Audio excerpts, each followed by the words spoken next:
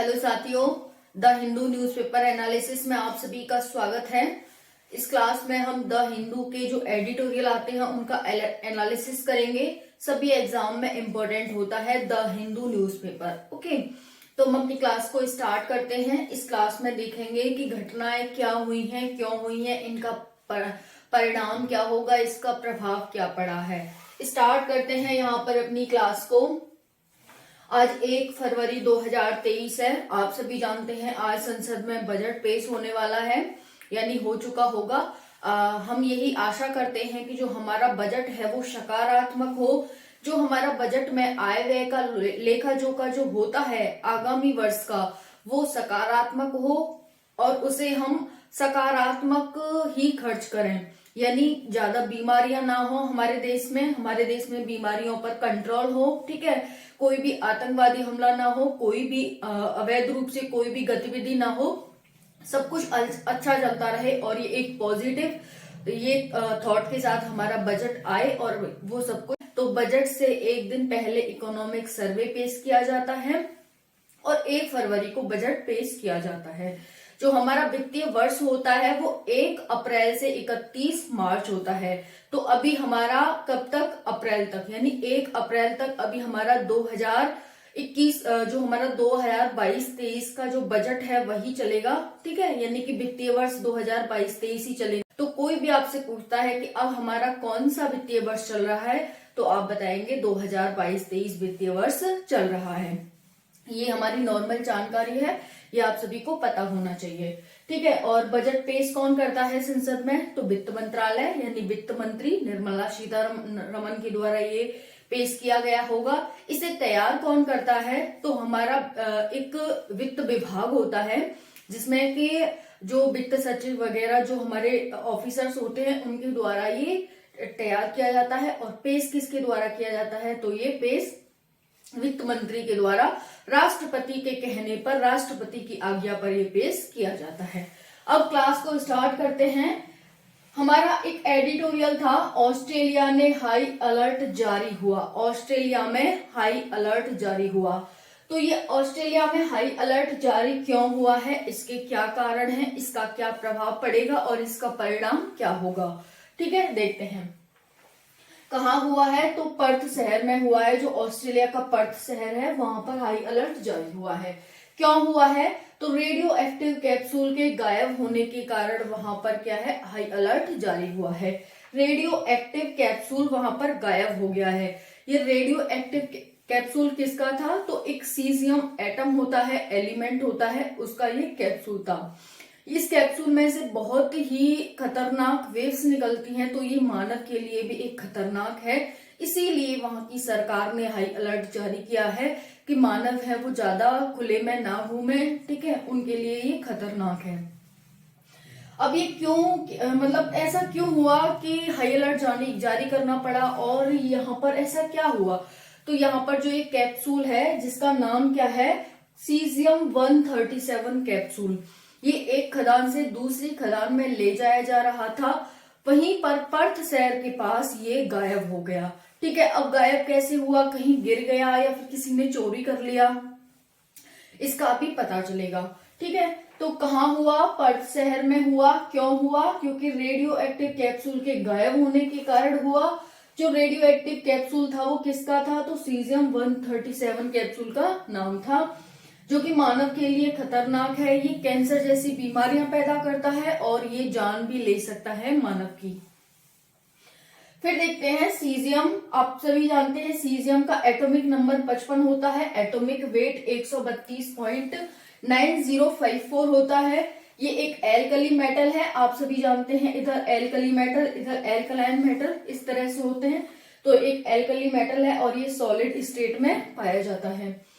यहाँ पर alkali metal होते हैं, ये नॉन एल्कली मेटल होते हैं। तो आपने प्रोडिक्ट टेबल देखी होगी। गायब कैसे हुआ, क्या घटना है, तो एक खदान से दूसरी खदान में ट्रक के माध्यम से ले जाया जा रहा था। जो सीजियम एटम है वो 20 डिग्री सेंटीग्रेड या फिर फॉरेनहाइट की बात करें तो 68 डिग्री फॉरेनहाइट पर ये नॉर्मल टेम्परेचर पर रहता है। यानी कि ये इतनी स्टेट पर इतने टेम्परेचर पर ये अपनी नॉर्मल स्टेट में रहता है। तो ये हमारी पूरी घटना थी। ऑस्ट्रेलिया में हाई अलर्ट जारी हुआ।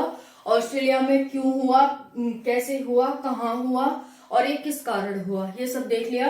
तो मानव के लिए बहुत ही खतरनाक है, इस वजह से वहां की सरकार ने हाई अलर्ट जारी किया है। दूसरी खबर है हमारी, पाक की एक मस्जिद में हुआ सुसाइड अटैक।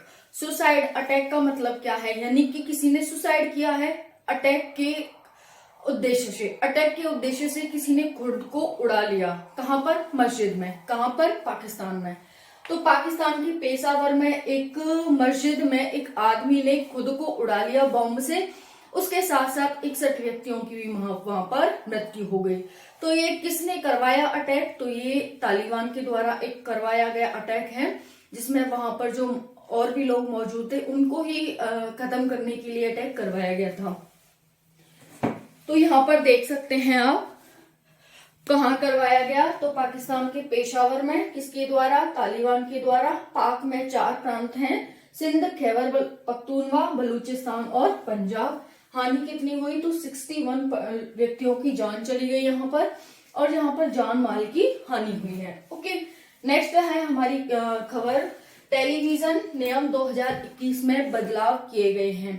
टेलीविजन नियम 2021 में क्या बदलाव किए गए हैं, देखते हैं। 2021 में एक नियम आया था कि भारत में लगभग 860 प्लस चैनल काम करते हैं, जो टेलीविजन चैनल है, जो न्यूज वगैरह चलाते हैं। तो सरकार लेकर आई थी कि भाई आप न्यूज लेकर आते हो तो आपको 30 मिनट का कोई भी शो दिखाना होगा जो देश हित में हो, जो देश पर हो। ठीक है, क्या क्या होना होगा, जो आप देश हित में 30 मिनट का पूरे दिन में कोई शो दिखाएंगे, उसकी थीम क्या होगी, वो किस पर होगा। तो सरकार ने कहा एजुकेशन पर कर सकते हैं, agriculture, science and technology, development, family welfare, welfare of womens of welfare of weaker sections and society welfare और इन्वायरमेंट। इसमें से आप किसी पर भी क्या कर सकते हैं, आप 30 मिनट का शो दिखाएंगे, ये सरकार के द्वारा कहा गया। ठीक है, फिर बहुत सारे मीडिया चैनलों ने इसका विरोध किया और फिर सरकार ने कहा कि ठीक है, आप एक बार में नहीं दिखा करके इसे छोटी छोटी क्लिप में पूरे दिन में लगभग आपको 30 मिनट का दिखाना ही होगा।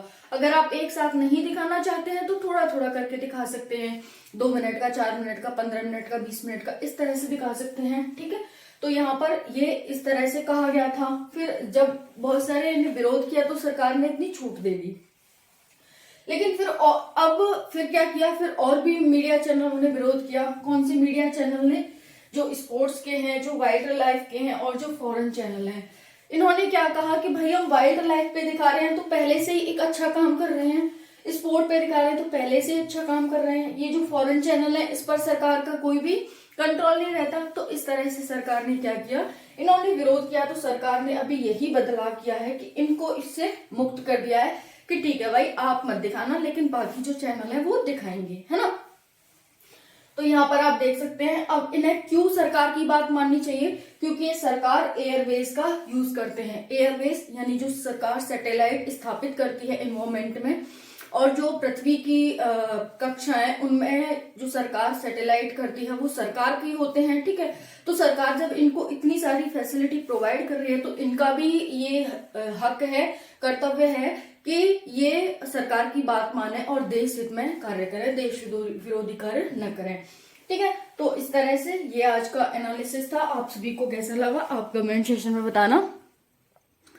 ओके, तो मिलते हैं नेक्स्ट वीडियो में। जय हिंद, जय भारत।